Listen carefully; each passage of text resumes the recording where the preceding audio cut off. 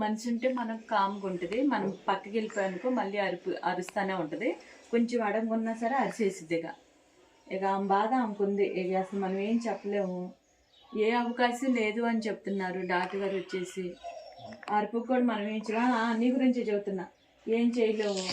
బుడ్డమ్మకి ఎక్కువైపోయింది. బుడ్డమ్మ అదే చెప్పాలి అని అనుకుంటుంది. ఏదో చెప్పాలని నడవలేకపోతుందండి. ఇప్పుడు వచ్చేసి షార్ట్ వీడియోలో మీకు అర్థమవుతుంది. నేను షార్ట్ వీడియో కూడా వదులుతాను, అది చూడండి. అసలు నడవలేని పరిస్థితి. బుడ్డమ్మ వచ్చేసి లేచి పడిపోతుంది. అమ్మ చూడు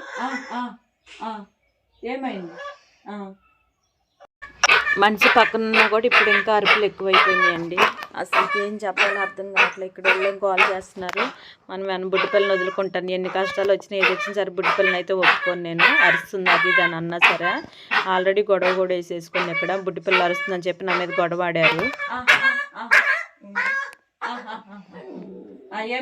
ఏమవుతుంది తగ్గిపోద్దిలే, సరేనా? తగ్గిపోద్ది, బాధపడమాకులే. సరే సరే సరే సరే.